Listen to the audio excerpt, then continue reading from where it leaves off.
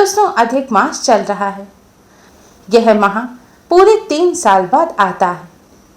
इस माह के स्वामी भगवान श्री हरि विष्णु हैं, इसलिए इसे पुरुषोत्तम मास भी कहा जाता है। इस माह में भगवान श्री हरि विष्णु और माँ लक्ष्मी का विशेष रूप से पूजन किया जाता है। माना जाता है कि अधिक मास में किए गए पूजा जप तप का अन्य मास की तुलना में 10 गुना अधिक पुण्य फल प्राप्त होता है। यह माह भगवान श्री हरि विष्णु के सभी अवतारों को समर्पित है। इस माह में भगवान श्री हरि विष्णु और भगवान श्री हरि विष्णु के सभी अवतारों का पूजन किया जाता है। जब कोई भी देवता अधिक मास के स्वामी बनने को स्वीकार नहीं थे, तब अधिक मास भगवान श्री हरि विष्णु के पास गया और अपनी पीड़ा भगवान को सुनाई।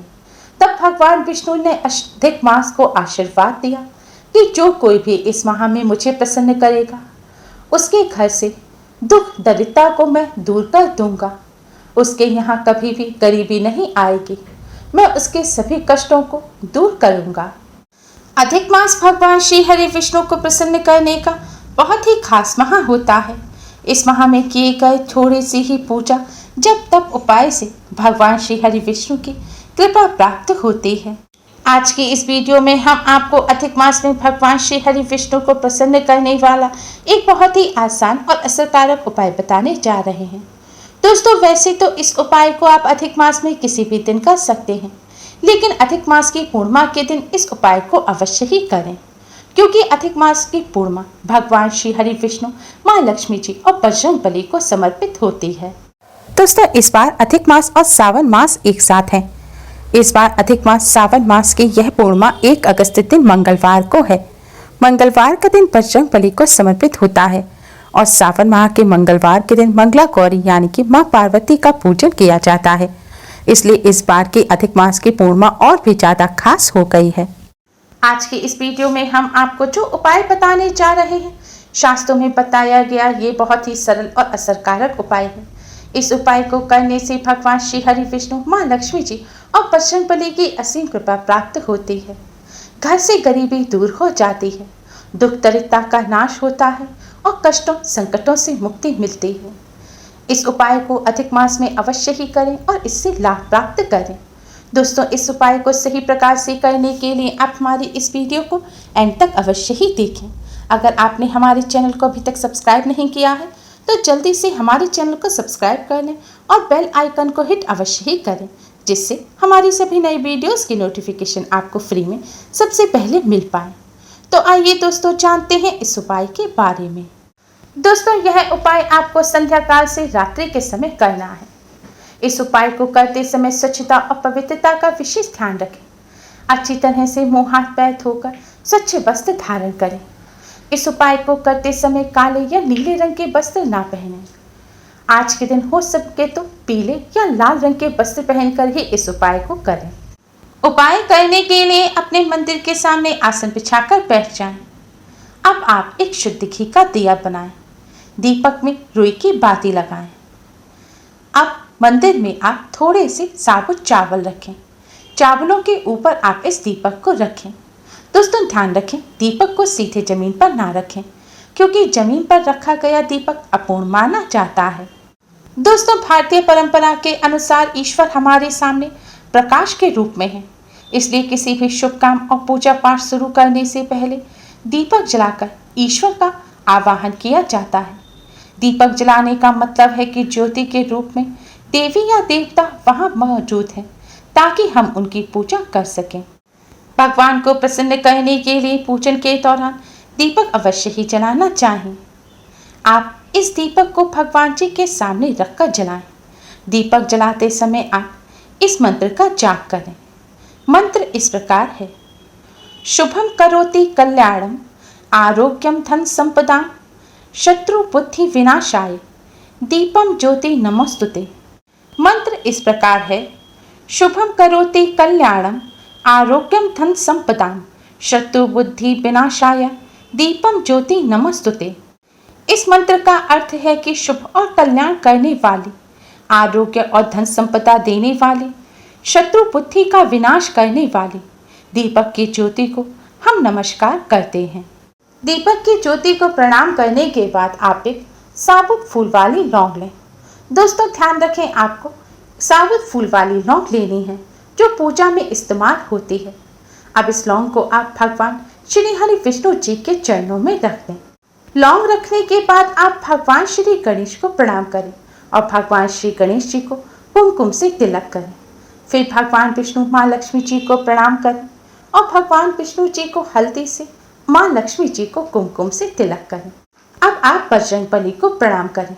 ध्यान रखें, आपको बजरंगबली के तिलक नहीं लगाना है। बजरंगबली को प्रणाम करने के पश्चात आप भगवान जी को किसी फल मिष्ठान का भोग लगाएं। आप अपनी इच्छानुसार किसी भी फल मिष्ठान का भोग लगा सकते हैं। फल मिष्ठान ना हो तो शक्कर, मिश्री, बताशे किसी भी चीज का आप भगवान जी को भोग लगा सकते हैं, लेकिन भोग अवश्य ही लगाएं। भोग लगाने के पश्चात आपने भगवान जी के चरणों में जो लौंग रखी थी उस लौंग को उठाएं, अपने मस्तक से लगाएं और इस लौंग को आप दीपक में डाल दें। दोस्तों दीपक की तरह ही लौंग का भी हिंदू धर्म में विशेष महत्व है। लौंग को बहुत ही पवित्र माना जाता है। अधिकतर सभी धार्मिक कार्यों में लौंग का इस्तेमाल किया जाता है। लौंग बहुत ही पवित्र और गुणकारी होती है। शास्त्रों में बताया गया है कि अगर कोई मनोकामना लंबे समय तक पूरी नहीं हो रही हो तो दीपक में लौंग डालकर भगवान का पूजन करना चाहिए। ऐसा करने से मनोकामना जल्द ही पूर्ण हो जाती है। लौंग नकारात्मक ऊर्जा को भी दूर करती है। दीपक में लौंग डालकर भगवान श्री हरि विष्णु, माँ लक्ष्मी जी और बजरंगबली का पूजन करने से कार्यों में आ रही रुकावटें दूर होती हैं, अनिष्ट दूर होता है और धन का लाभ होता है। दीपक में लौंग डालकर भगवान का पूजन करने से भगवान अति शीघ्र प्रसन्न हो जाते हैं और अपना आशीर्वाद देते हैं। दीपक में लौंग डालकर अब आप भगवान का पूजन करें। सबसे पहले भगवान श्री गणेश को प्रणाम करें, फिर भगवान विष्णु जी के इस महामंत्र का 108 बार जाप करें। मंत्र इस प्रकार है: ओम नमो भगवते वासुदेवाय, ओम नमो भगवते वासुदेवाय। मंत्र का जाप करने के बाद आप जय माँ लक्ष्मी का 21 बार जाप करें। इसके बाद आप एक बार हनुमान चालीसा का पाठ अवश्य ही करें। आपको हनुमान चालीसा का पाठ थोड़े उच्च स्वर में करना है। हनुमान चालीसा का उच्च स्वर में पाठ करने से आसपास मौजूद नकारात्मक ऊर्जाएं नष्ट हो जाती हैं।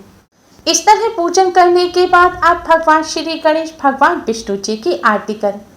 आरती करते समय आप इस दीपक से भगवान जी की आरती अवश्य ही उतारें। दोस्तों बिना आरती उतारे यह उपाय पूर्ण नहीं होगा, इसलिए इस बात का विशेष ध्यान रखें कि आरती करते समय आपको इस दीपक से भगवान जी की आरती अवश्य ही उतारनी है। भगवान विष्णु जी की आरती करते समय सभी भगवान जी की आपके मंदिर में जितनी भी तस्वीरें या प्रतिमा हो सबकी आप इस दीपक से आरती अवश्य ही उतारें। आरती उतारने के बाद आप भगवान श्री गणेश, भगवान श्री हरि विष्णु, माँ लक्ष्मी जी और बजरंगबली को प्रणाम करें और आपकी जो भी समस्या है वह सब भगवान जी के समक्ष रखें और अपनी सभी समस्याओं को दूर करने की प्रार्थना करें। दोस्तों शास्त्रों में बताया गया ये बहुत ही आसान और असरकारक उपाय है।